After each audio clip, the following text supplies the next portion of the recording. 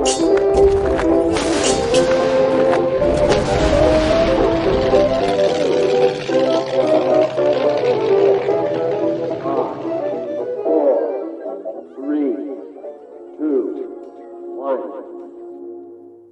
Chalke History Festival special series on history with Jackson. Hello and welcome to History Jackson, the home of accessible and digestible history. And welcome to our Chalke History Festival special series, where we'll be talking to some of the historians, living historians and performers here at Chalke about what they're doing at the festival and their work. Now, Chalke History Festival will be covered comprehensively through History Jackson, be it on our social media, our blog, and our podcast. So if you wanted to check out more and learn more about what's happening at Chalke, do head to the links in the description below. Now, without further ado, I'll leave you to our Chalke History Festival special series episode. Hello and welcome to the Chalke History Festival special series here on History with Jackson. Today, we welcome Emanuele Pirro. How are you doing? Very well, thank you. How are you? No, I'm doing very well. I've just listened to your talk, The Need for Speed, and I've really enjoyed listening to it. Yeah, it was interesting and fun enough. I'm really happy to be here.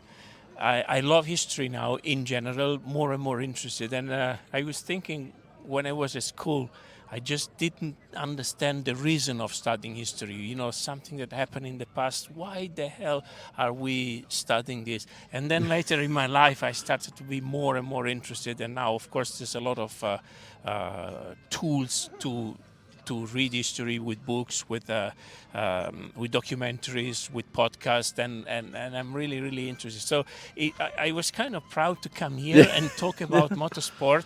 And I even thought, why they want to know about motorsport when you're talking about so many more important subjects, but somehow even motorsport is part of history. Yeah, no, I totally agree, and I think here in Britain we have such a affinity for motorsport, particularly F1 as well, and it's great to see motorsport history getting its moment in limelight. I think you guys in the UK, you're really good in history, you're really good in tradition. Think about Goodwood and think about all the events. You really enhance and give and value to the to the past. I come from Rome, so a very old city, but we have a different way of looking at history. I think for you guys, tradition is very important. So you have a lot of historic races, and I envy you for that. Yeah. Oh, it's lovely to hear that. Thank you. Now, I want to ask you, what inspired you three to come up with this talk? Greg Mills, the guy who was the moderator, is an incredibly knowledgeable person involved in many things in African politics, and he's a great friend, a former racing driver. So he makes our life a lot easier because he knows what to ask, when to ask, and how to ask. And Jan Lammers and I, we are good friends, so rarely, first of all, long talks like 1 hour. It really gives you time to express yourself the way you want. But rarely you have the privilege to share the stage with people with whom you have a very good feeling, good chemistry. So often when I walk away from things like this, even when I talk about only myself, which happens sometimes, rarely I'm satisfied about the outcome. But this time I thought, I think we delivered what we wanted to deliver, and I was happy about that. No, you could certainly see the chemistry between the three of you and how you bounced off each other and how you had fun with the talk. Yeah, normally my attitude is to, let's say, to have fun and to laugh.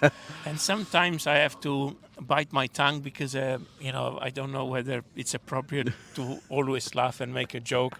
But if I had to listen to my own instinct, I would be more, let's say, funny. Yeah.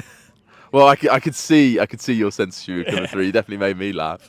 Now, during your racing career, you raced for some incredibly historic and prestigious teams, Benetton and Aldi. How were you able to feel and tap into the history of those teams when you were part of those organisations? Yeah, thank you for the question.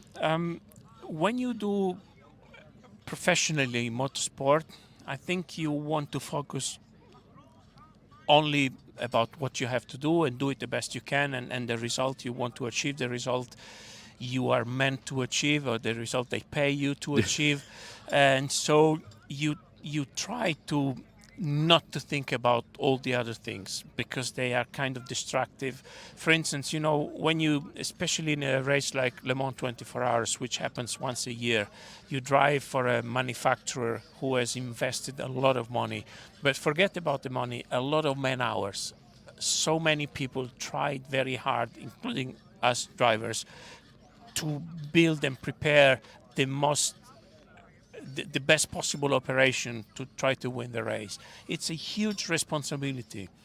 And if you think about it, your legs start shaking and you don't do well. So at least in my case, I think I try to reduce it to a simpler way and just, you are a racing driver, you are trained and used to do the best you can on the racetrack, and just forget about the rest. If you think too much, sometimes it doesn't help to go quick. Yeah, no, I understand that. Having come from a sports background, if you start thinking about things too much, they all fall apart.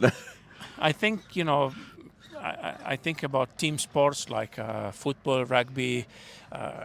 You are playing in a final, and I really don't know the mindset, but of those guys. But I think at the end of the day, you have to think, this is a ball. I have to kick the ball the best possible way, and that's it. A ball is at the end of the day is a ball. A steering wheel at the end of the day is a steering wheel. Sometimes the speed might differ compared to. So, when we're looking at the sports, you've witnessed and been part of some incredible evolution. I'm using the term evolution there because it's what you're using in the talk. How has that been seen through history? Because you've gone through some incredibly dangerous moments in motorsports to now incredibly safe sport.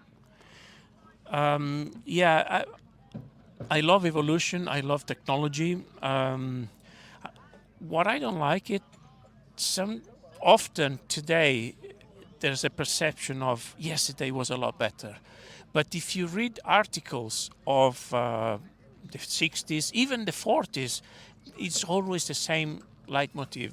Yesterday was a lot better. Now there's too much money. Now there's too many interests. And I really don't like that. I think we should enjoy the given period. There is a lot of technology, but at the end of the day, what has been good in motorsport is that technology has always been at its cutting edge for the given time. So now we look at cars of the 60s, the 70s, they look like very little technology. It was so much simpler there. But at the time, that was the best they could produce. So we always been through this, and I think this is part of what people like, see that this is the best machine that man can produce, giving the regulation that they have to follow. And I think we should enjoy that more than looking back and thinking, it was a lot better before. The only thing we can for sure say, as you said, it's a lot safer now. Yeah. I think that's an incredibly balanced look at the history of our sport. When we tend to look at it with rose-tinted glasses and forget those periods of dominance, forget how sometimes it was often the same. Now, correct. Even though this is a history podcast, I want to ask you, how do you see the future of our sport? Because you're involved in governing the regulations of the sport. How do you see this sport growing and evolving? Thank you. It's a very complex question, of course, because motorsport is a sport that to survive it needs to be affordable. And affordable means it doesn't matter how much it costs. It has to cost not more than what people can pay for it. And through the history, there have been periods where a lot of money have been spent because there were a lot of money available, and then period with some sort of recession. Yeah. And so the rule makers have to design regulations to make sure that not so much money are spent into it. So now I think we are in a period where not so much money can be justified for motorsport because of many reasons, including environmental reasons. So manufacturers, they still have a strong desire to compete. As you see in Le Mans, there have been a large number of cars competing for the overall results. But it cannot cost too much money because not only because the money are not there, but just it's not correct to spend too much. So the rules had to be designed to be, to go in this direction. And I think they achieved a good result because quite many manufacturers are competing. The future is difficult to say because we are evolving so quickly. Sometimes I have an encyclopedia of when I was a kid. So let's say in the 70s, and the way they were featuring and imagining the future in those days was the year 2000. Yeah. And there were, you could see flying cars, flying UFO, a completely different scenario than what we have now. And of course, it's going exponential. So the progress is going faster and faster. And therefore, it's difficult to see how to shape the future. What I would like motorsport to be is still to be a sport of man and machine together. Forget about the technology. I think a sport to succeed has to show its difficulties. I think what people want to see is men fighting, men giving the best they can. And this is probably why bicycle racing is so popular. Yeah. Is it spectacular seeing somebody riding a bike? No. Is it interesting? Yes, because you see athletes giving their best. In a football match, if you're a supporter of a team and your team loses, if your players have given everything and they are there with cramps and you feel they've given everything, you are somehow satisfied. If you feel that they haven't given everything, then you're upset. And I think motorsport has to be the same. Has got to keep showing, which it doesn't happen so much now, because now drivers are fit and cars are not easier, but somehow less physically demanding. So when a driver completes a race, it doesn't show that he gave everything in terms of physical effort. Whilst in the 80s or 70s, you could see the fatigue, and I think this has to come back. So you have, as a spectator, have to have the perception that the man there is giving everything he has, and he doesn't have 1 inch more or one drop more of energy. If we keep having a motorsport like this, you cannot dislike it, I think. Yeah. No, I totally agree. I love the sentiment of seeing drivers look like they've made that effort and look like they've given their all. Now, I've got a final fun question for you. Right, so this is Chalke History Festival. It's absolutely stunning in the splendid English summer. What are you most looking forward to experiencing today?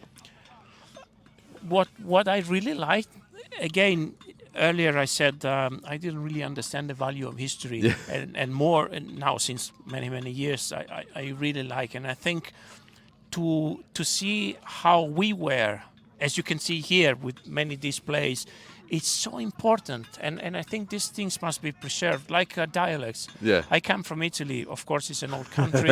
It was divided, so we have almost every village a slightly different accent. From north to south, it's almost another language. This is part of the culture. Now, these things are disappearing because we are merging, and even the color scheme. Maybe one day we all be brownish, because we are mixing up. But I think preserving the culture of the language, of the habits, of how to forge. I was very interested in seeing how they were producing swords and how to say arrow tips. A lot of manpower. So I really like these things, and these things should be preserved, because otherwise you only read it in a history book. So, Oh, I think that's a lovely answer. I mean, we have the forge here making a sword as we're talking, which is amazing, and I think they do a great job of preserving our history. I mean, we even got a cooper here making a barrel, which is just awesome. one thing I worked out, I think our ancestrals had to be a lot stronger Yes, than what we are. no, I totally agree. Totally. Now, if people want to interact with you more online and learn more about the work that you do, where can they go? Get me. I'm not really a big, not say fan, but I'm a moderate user of social media. Yeah. But don't blame you. I am in social media. No, you know why? I think social media, it's a very good thing, but just I don't like to show what I do. I don't like to show off in general. And unfortunately, in social media, what most people do is show to friends, fans, supporters, close friends, whatever, what they have done. And I don't want to be philosophical, but to show their best side. So, putting a good photo, maybe even changing a little bit. This is a part that I don't like so much. So I'm a little bit, and this is not good from a professional standpoint, because it doesn't help. But I'm kind of more authentic. But I am in Instagram, and I do reply to people. So this is where people can get me, and most likely they will get a reply. Actually, I am probably the only idiot in the world who answers to every single birthday wish, every single one. Thank you very much. Now normally what you do is I thank everybody for the wonderful wishes. I spend the 13th of January and probably part of the 14th, which is the next. I'm born in the 12th, just answering, and I tell myself, you are such an idiot, because I do so much in life and time is so important. But I think if somebody takes the effort to write something, it deserves an answer. So I still have to learn a lot about social media. I think that's so lovely. It's really nice to hear that. Well, I'm going to make sure there's a link for your social media, your Instagram in the description, so people can go away and interact and learn more. But thank you very much. Thank you, and enjoy the festival. Yeah. Ciao, ciao.